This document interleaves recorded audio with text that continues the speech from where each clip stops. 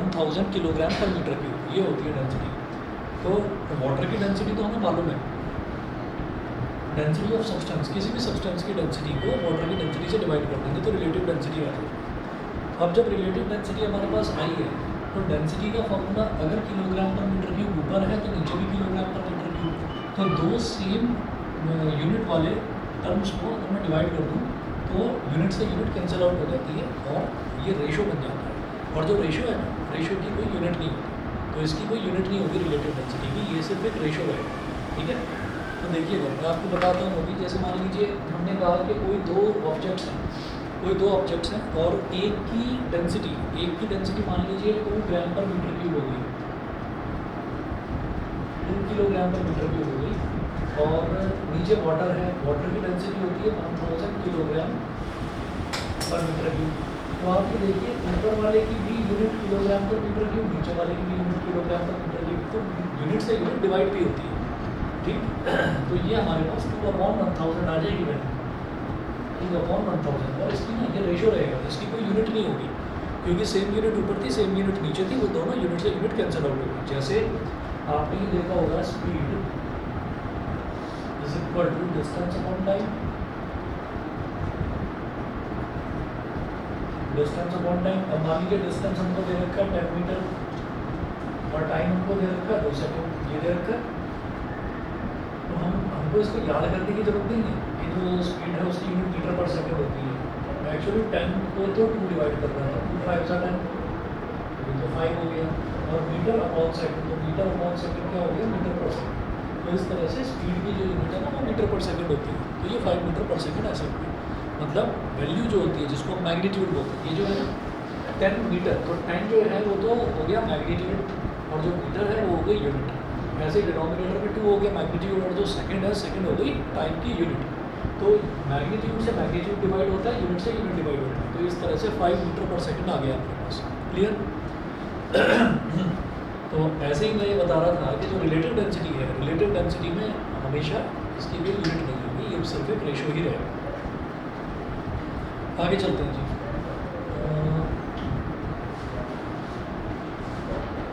ये क्वेश्चन देखिएगा, question number 1, the relative density of silver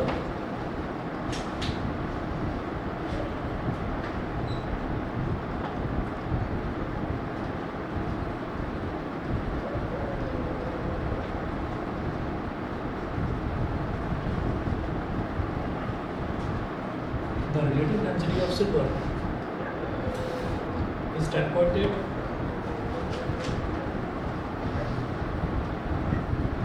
The relative density of silver is 10.8 full stop. If the density of water be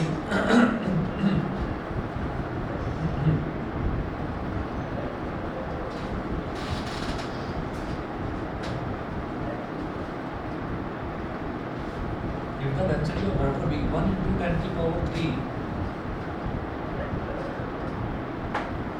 if the density of water be 1 into 10 to the power 3 kilogram per meter cube, comma, calculate the density of silver in SI units. Calculate the density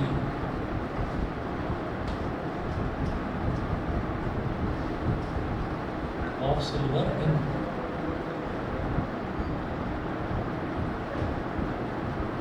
calculate the density of silver in SI units. तो हमको silver की density निकालनी है SI units. ठीक है, अब देखिएगा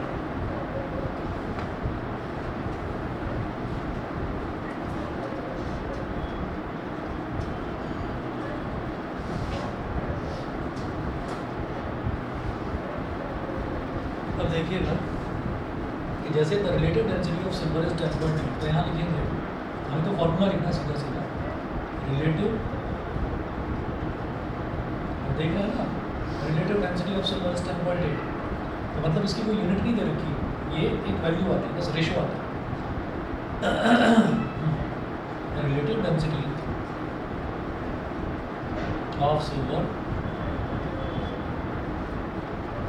is equal to density of silver upon density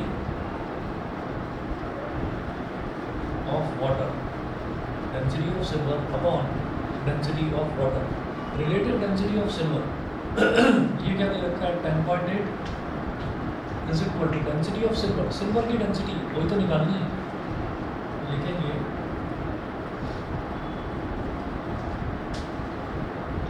density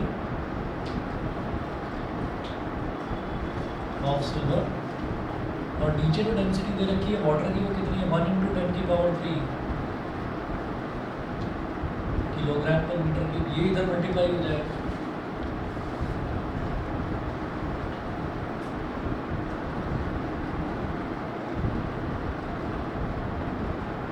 तो देखिएगा डेंसिटी ऑफ सिल्वर क्या हो जाएगी, ये 10.8 इधर मल्टीप्लाई हो जाएगा, तो 10.8 × 1 इज 10.8, 10.8 × 10⁻³, बस ये हो गया सीधा सीधा। भाई क्रॉस मल्टीप्लिकेशन यही होता है ना, इधर 10.8 है, अब 10.8 का मतलब ये तो हो गया 10.8/1, तो डेंसिटी ऑफ सिल्वर को इधर मल्टीप्लाई करा, ठीक है, और 10.8 को इधर मल्टीप्लाई करा, density of silver × 1 is density of silver, और 10.8 × दिस इज 10.8 × 1 × 10⁻³ तो 10.8 × 10⁻³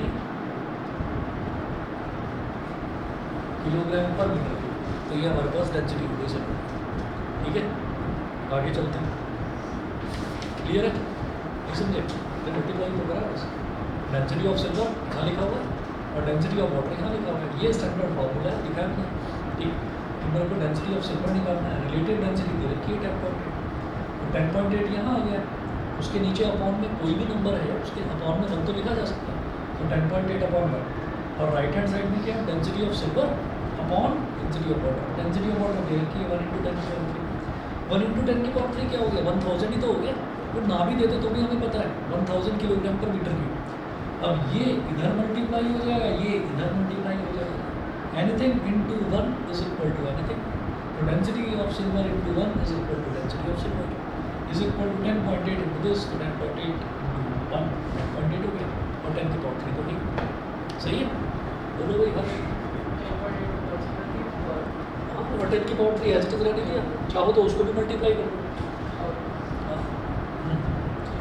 अगला देखिएगा question number 2, the volume of a solid of mass 500 gram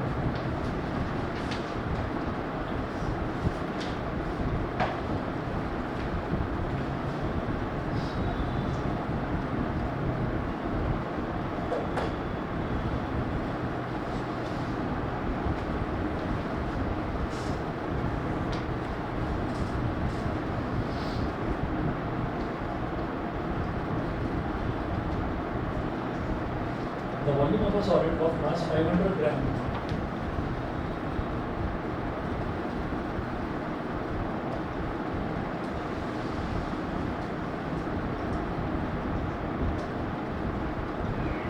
the volume of a solid of mass 500 gram is 350 centimeter cube.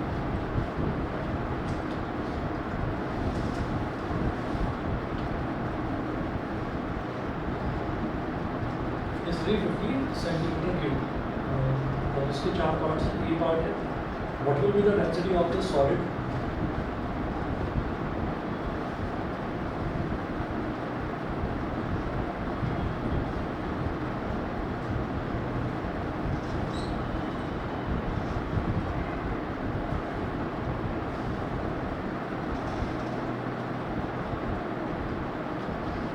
what will be the density of this solid, T part है what will be the mass of water displaced by this solid,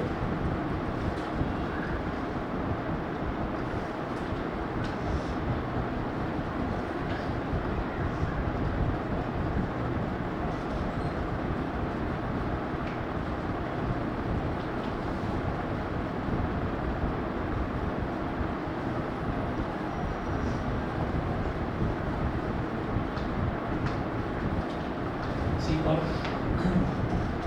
what will be the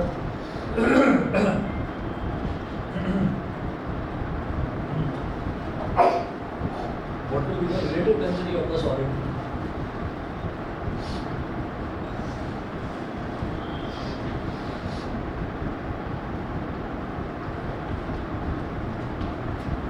what will be the relative density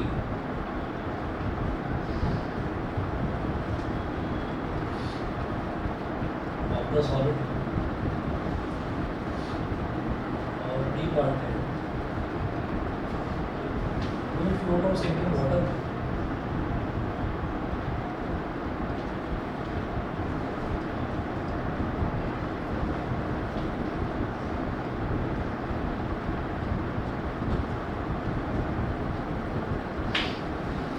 Will it float or sink in water? आपको बताना है कि पानी के ऊपर तैरेगा या डूबेगा, ये आपको बताना है।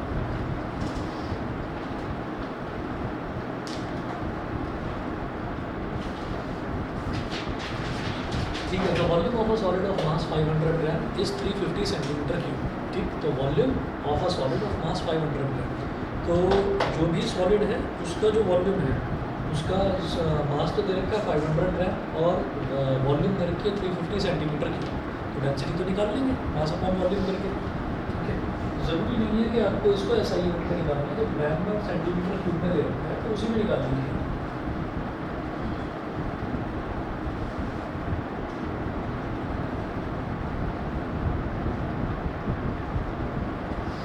Density of this solid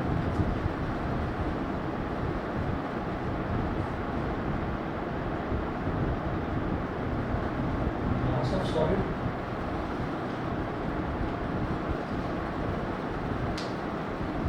upon volume of solid,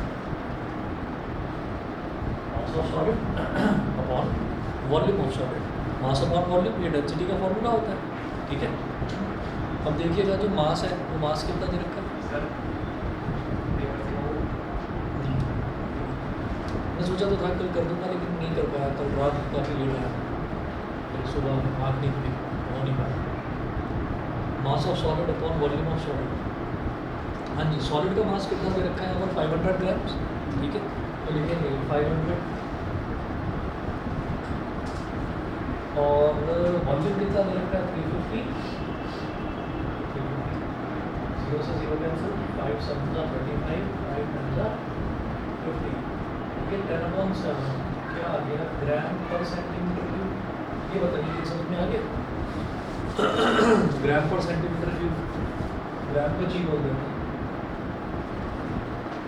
ठीक है, अभी 10/7 बोलो और चाहो तो इसको थोड़ा सा और सिंप्लीफाई करके लिख सकते हो। कैसे? 7 10 minus 7 is 3, 3 0 30, 7 4 is 28, 30 minus 48 is 2, 2 0 20, 7 2 is 40। मैं 2 डेसिमल प्लेस तक कर रहा हूँ क्योंकि आगे पूरा डिवाइड तो होगा नहीं। 1.42 ग्राम पर सेंटीमीटर क्यूब, 1.42 ग्राम पर सेंटीमीटर क्यूब इतना हो गया। ये करने के बाद में देखिए बी पार्ट में पूछ रहे हैं what will be the mass of water displaced by this solid. ये सॉलिड कितना वाटर कितना डिस्प्लेस कर रहा है, मुझे उसकी वॉल्यूम तो पता है।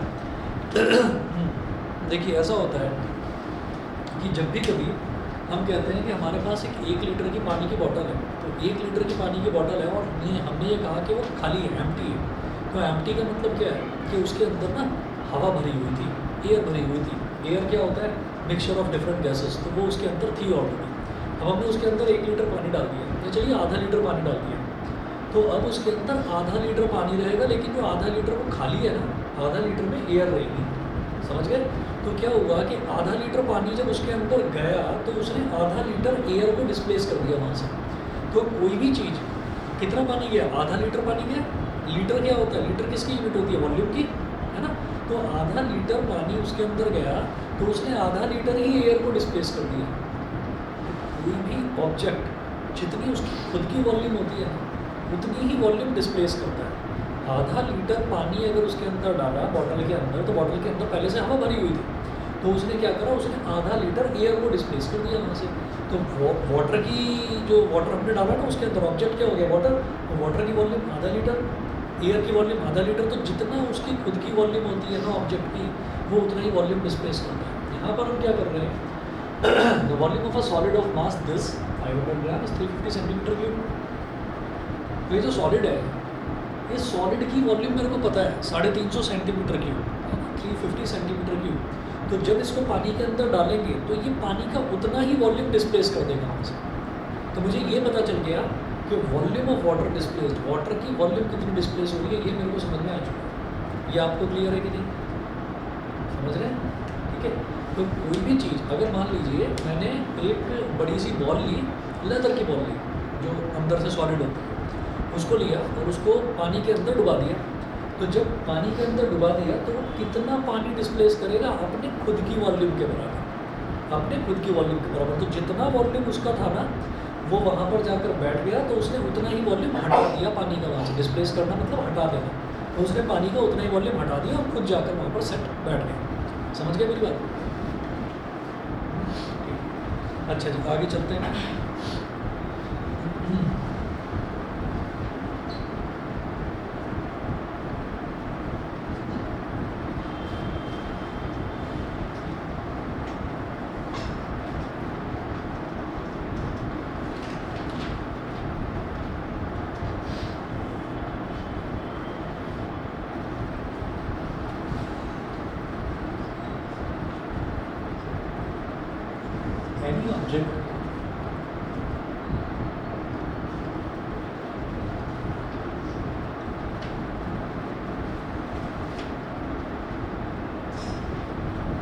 Any object immersed in water displaces water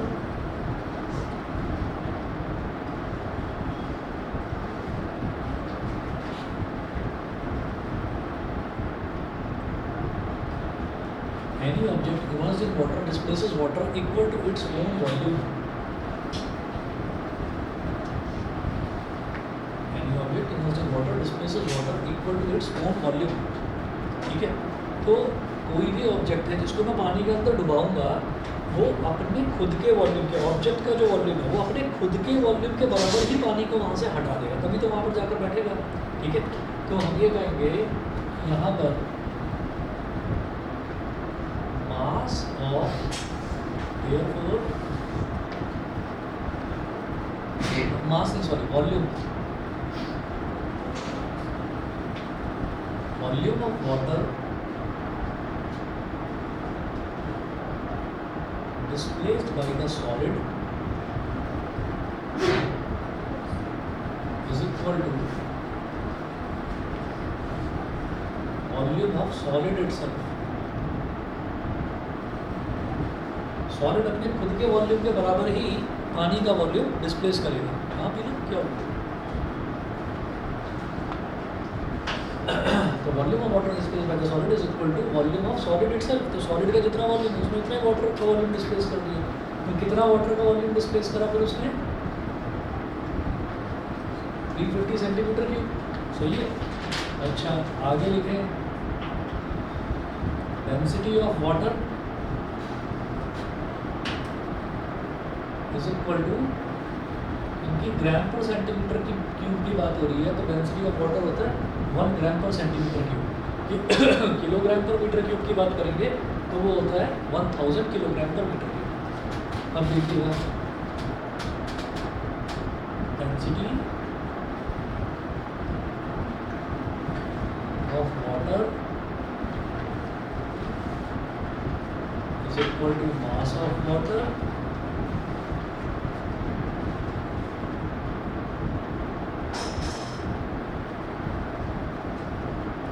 volume of water. तो डेंसिटी ऑफ वाटर कितना है? 1। मास ऑफ वाटर कितना है निकालना है,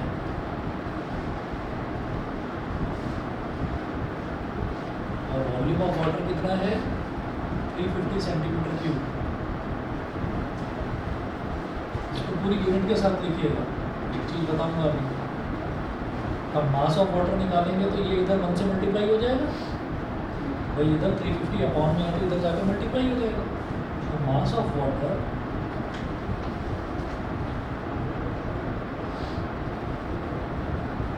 इज इक्वल टू 1 ग्राम पर सेंटीमीटर क्यूब, का मतलब है gram upon centimetre cube, is equal to 350 centimetre cube. ऐसा लिखकर इस वजह से बता रहा हूँ ताकि आपको पता चले यूनिट से यूनिट डिवाइड भी होती है, यूनिट से यूनिट मल्टीप्लाई भी होती है। तो इधर देखिए मैग्नीट्यूड क्या है इसका 1, इसका मैग्नीट्यूड क्या है 350। मैग्नीट्यूड मतलब वैल्यू, 1 × 350 कितना हो गया 350 सेंटीमीटर क्यूब। यहाँ अपॉन में ही यहाँ ऊपर है, सेंटीमीटर क्यूब से सेंटीमीटर क्यूब कट गया तो रिजल्ट में बचा गया केवल ग्राम। तो मास ऑफ वाटर कितना हुआ 350 ग्राम का। इतना मास वाटर का वो डिस्प्लेस कर रहा है, समझ गए। तो ये कन्फ्यूजन मत रखना कि कोई भी ऑब्जेक्ट जो ऑब्जेक्ट का खुद का मास है वो उतना ही मास पानी का डिस्प्लेस करेगा, नहीं यहाँ गलती हो जाएगी, क्योंकि वो उसका ऑब्जेक्ट का मास कितना 500 ग्राम, तो वो अपने मास के बराबर पानी डिस्प्लेस नहीं करेगा, वो अपने वॉल्यूम के बराबर पानी का मास डिस्प्लेस कर देगा। उसका वॉल्यूम क्या था 350 सेंटीमीटर क्यूब, तो वो 350 ग्राम भी पानी डिस्प्लेस कर देगा, समझ गए, ठीक है। और एक्चुअली ये हमने इस फॉर्मूले के हिसाब से निकाला है। किसी क्वेश्चन में ऐसा हो सकता है कि वो ये कहते हैं आपसे कि डेंसिटी जो है वो वाटर की 1 ग्राम पर सेंटीमीटर क्यूब नहीं है, ठीक है। जो वाटर है, वाटर जो है वो सी वाटर है, सी वाटर है, तो सी वाटर की डेंसिटी थोड़ी सी ज़्यादा होती है, 1 ना होकर 1.1 हो सकती है। तो 1.1 को जब 350 से मल्टीप्लाई करेंगे तो वैल्यू कुछ और आएगी, समझ गए। तो ये तरीका आप लगाइएगा कि कोई भी ऑब्जेक्ट की जितनी खुद की वॉल्यूम होती है वो उतना ही वॉल्यूम पानी का हटा देता है, उतना ही वॉल्यूम पानी का डिस्प्लेस करता है, क्लियर है, ठीक है। अच्छा जी, अब इसका थर्ड पार्ट देखिए। थर्ड पार्ट में क्या बोल रहे हैं, what will be the relative density of the solid. तो सॉलिड की रिलेटिव डेंसिटी क्या हो जाएगी, सिंपल सा फॉर्मूला है, density of solid upon density of water.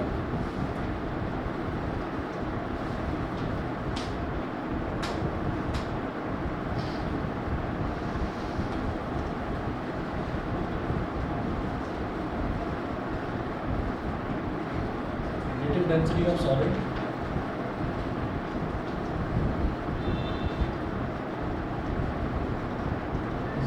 density of solid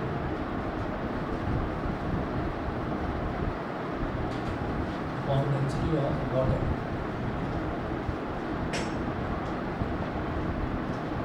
density of solid upon density of water. हाँ जी, density of solid, solid की density निकाली थी हमने 10/7, ठीक है, यानी कि 1.42 ग्राम पर सेंटीमीटर क्यूब। और देखिए डेंसिटी ऑफ वाटर, वाटर की डेंसिटी तो 1 ही होती है, तो बस यही आ जाएगा आंसर इसका। 1.42 डिवाइडेड बाई 1 इज 1.42। बस अब एक काम कर देना, रिलेटिव डेंसिटी पूछी जाएगी तो उसके आगे यूनिट मत लिख देना, क्यों, क्योंकि ग्राम पर सेंटीमीटर क्यूब से ग्राम पर सेंटीमीटर क्यूब कट गया, तो क्या आया रिजल्ट 1.42, ठीक है। अच्छा तो फोर्थ देखिए, विल इट फ्लोट और सिंक इन वाटर, बता दो, विल इट फ्लोट और सिंक इन वाटर, डूब जाएगा, डूब जाएगा। हमारी तबीयत अभी भी गड़बड़ है, आपको ऐसा लग रहा है, तो फिर बताओ तबीयत गड़बड़ नहीं है, डूबेगा या तैरेगा, तुम बताओ। समझ में नहीं आया क्या बोल रहे थे, ई आवाज़ आई थी बस, ई सिंक बोल रहा था, सिंक की आवाज़ आई थी, की आवाज़ है वही।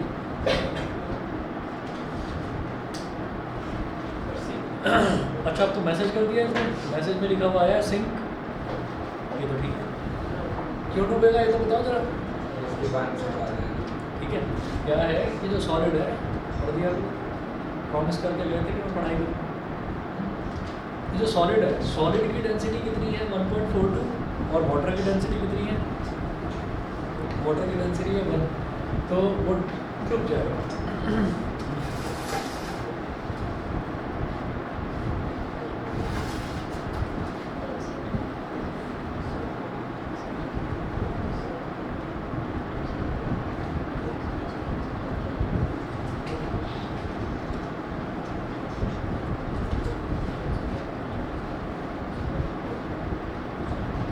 यहाँ लिखेंगे बी पार्ट में,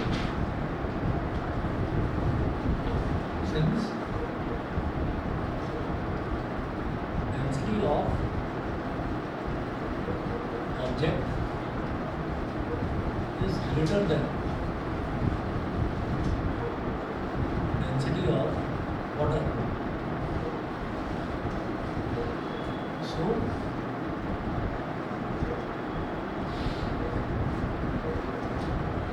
ऑब्जेक्ट विल सिंक, डूब जाएगा।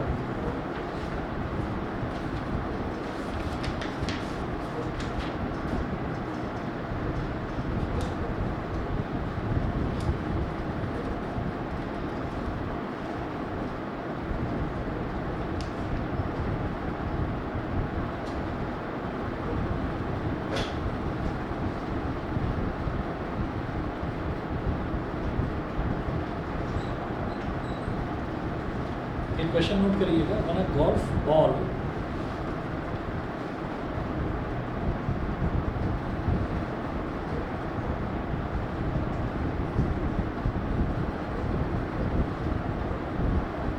is lowered into a measuring cylinder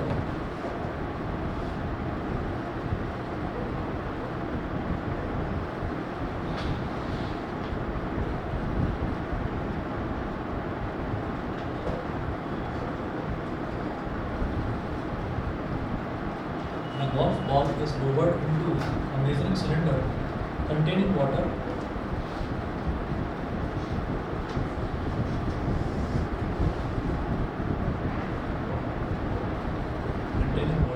comma, the water level rises by 30 centimeter cube.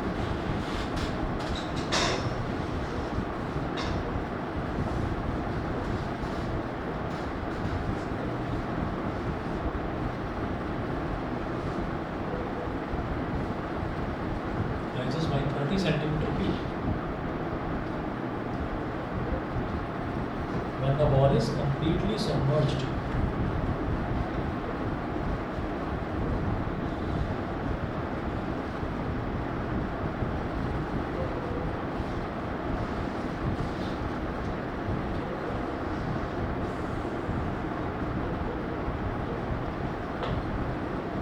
The ball is completely submerged. Full stop. If the mass of ball in air is 33 gram,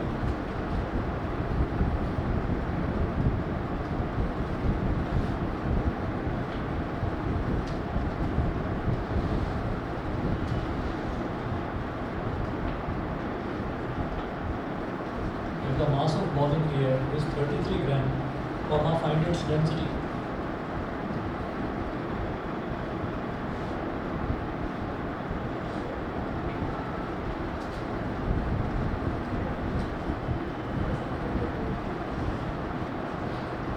When a golf ball is lowered into a measuring cylinder containing water, the water level rises by 30 centimeter cube.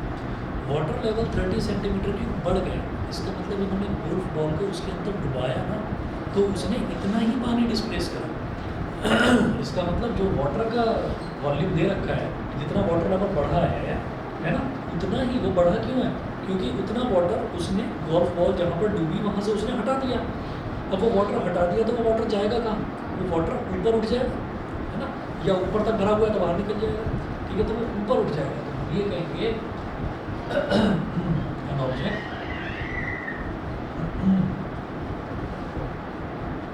displaces water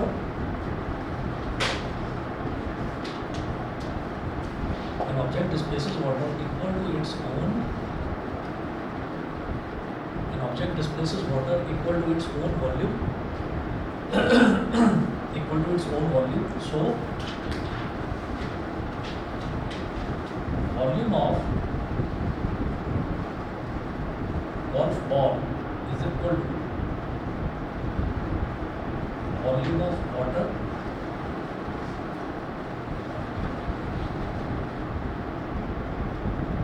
raised, जितना पानी ऊपर उठ गया, volume of water raised, तो volume of golf ball कितना पानी ऊपर उठा था? 30 सेंटीमीटर क्यूब, तो गोल्फ बॉल की वॉल्यूम भी इतनी हो गई, ठीक है, बस वॉल्यूम निकालना था। बाकी मास तो उन्होंने नहीं रखा है, तो mass of ball in air is 33 ग्राम। अभी देखिएगा ये जो दे रखा है ना 33 ग्राम, इससे कंफ्यूज होने की जरूरत नहीं है कि वो एयर में इतना मास है। अरे भाई एयर वाला ही मास दिया जाता है, जो मास लिया जाता है वो एयर वाला ही लिया जाता है। कभी भी ऐसा नहीं होता कि पानी में डुबा कर और उसका मास निकाल दो, ठीक है, तो एयर वाला ही मास लिया जाता है जब भी लिया जाता है। तो density of ball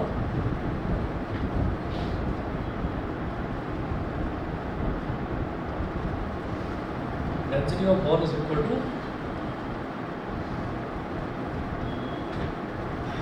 mass of ball upon volume of ball। भाई ऑनलाइन वाले बच्चे बता देना, समझ में आ रहा है आप लोगों को? Yes sir. बताओ भाई, दिव्यांश समझ में आ रहा है? Divyansh, Rudransh,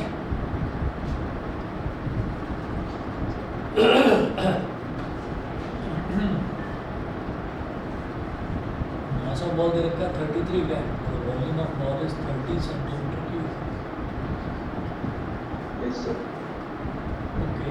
10s are 30, 2 11s, and 11 upon 10 is 1.1 gram per centimeter cube.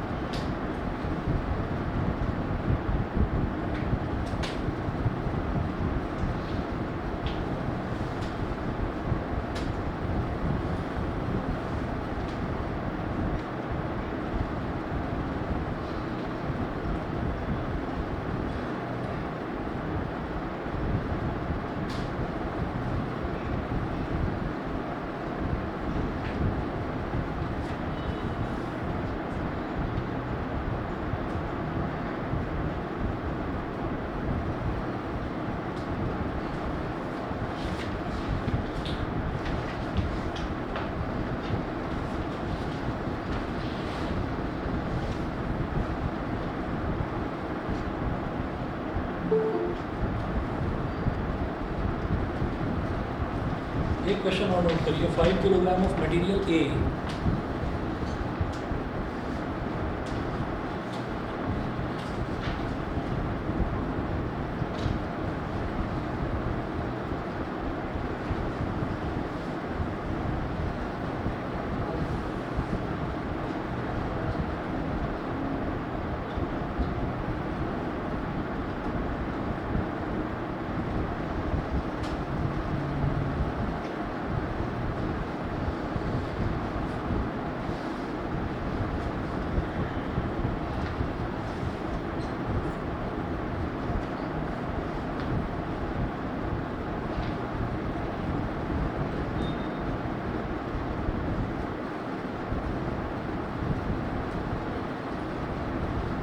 kilogram of material A occupy 20 centimeter cube.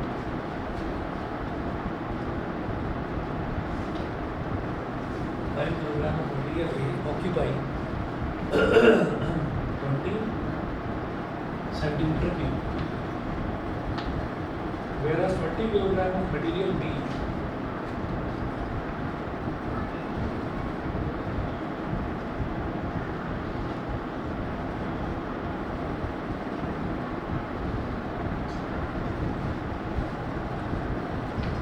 kilogram of material B occupy 90 centimeter cube.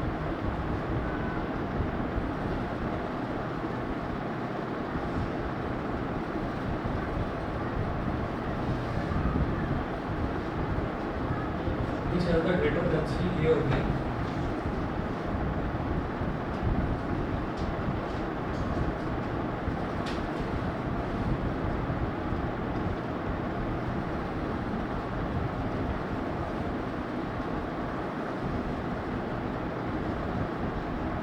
A or B? Support your answer with calculations.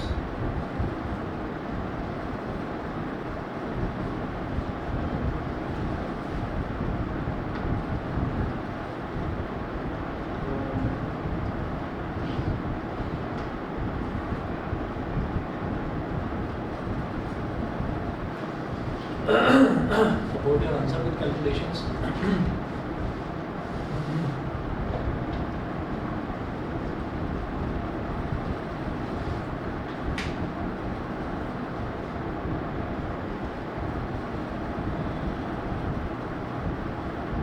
पहले बात करते हैं material A की।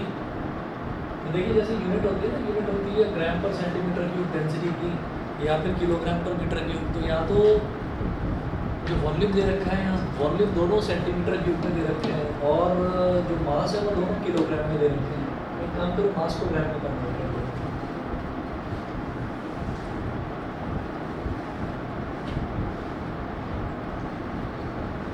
Five kilogram, kilo का मतलब होता है 1000, तो 5000 grams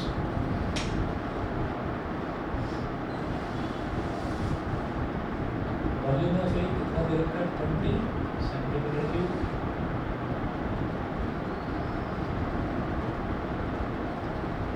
density of A mass upon volume, यानी कि 5000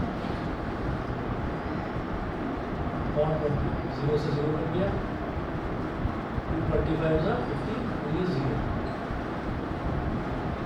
तो 250 ग्राम पर सेंटीमीटर क्यूब। ऐसी मटेरियल बी की बात करेंगे।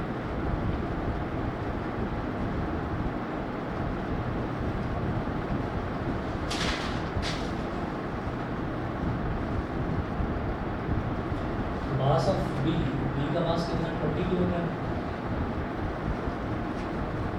20 के आगे 3 0 लगाओ 20,000 ग्राम हो गया।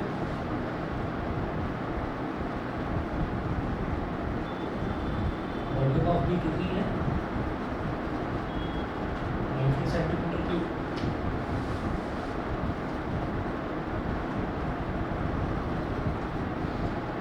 Density of B mass upon volume 20,000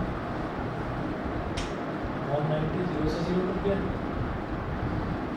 9 2 जा 18 20 minus 18 is 2 20 फिर 20 9 2 जा फिर से 18 20 minus 18 is फिर 2 20 20 9 2 जा फिर से 18 20 minus 18 is 2 मतलब ये 2 आता चला गया 2 डेसिमल सिस्टम का है 220 और सेंटीमीटर ठीक है। वहाँ पे देखिएगा कि देखने में ना अगर ऐसे ही देखें तो देखने में लग रहा था कि अरे ये 20 किलोग्राम का है, अरे इसका तो वॉल्यूम भी ज़्यादा 90 सेंटीमीटर क्यूब, इसकी डेंसिटी ज़्यादा होगी। ऐसा नहीं है, इसका मास देखिए कितना कम और इसकी वॉल्यूम भी बहुत कम, लेकिन उसके बावजूद डेंसिटी इसकी ज़्यादा है 250 ग्राम पर सेंटीमीटर क्यूब और इसका क्या आ गया 222.22 ग्राम पर सेंटीमीटर क्यूब।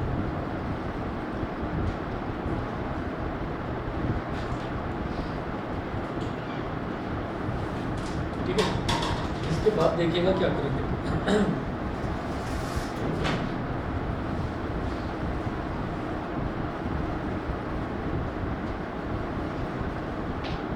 ये तो रिलेटिव डेंसिटी बना है तो ऐसा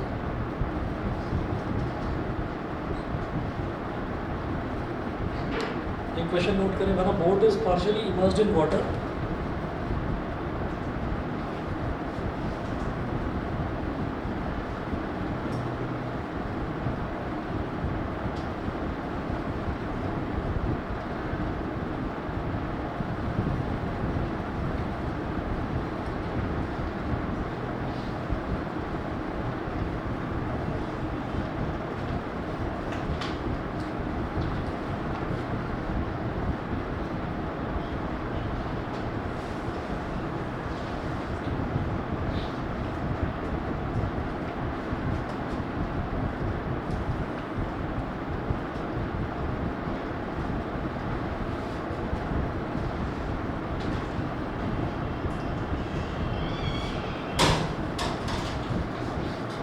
when a boat is partially immersed in water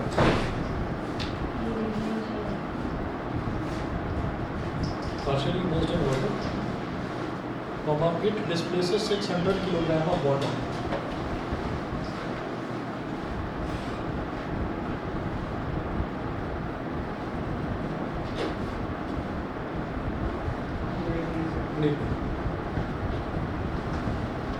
it displaces 600 kilogram of water. Full stop. How much is the buoyant force acting on the boat in newtons?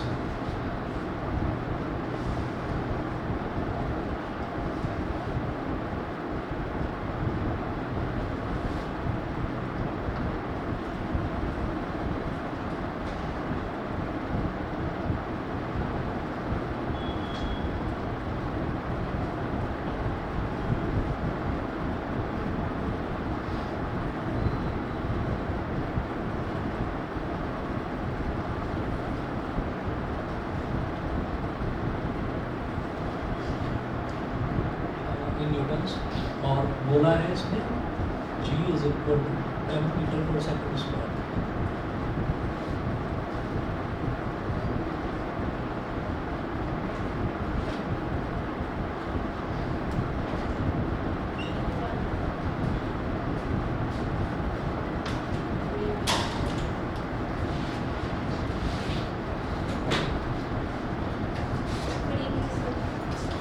Archimedes principle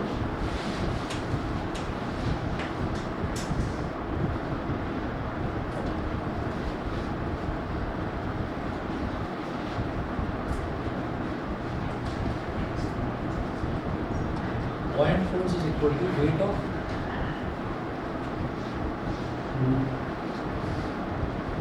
liquid displaced by board.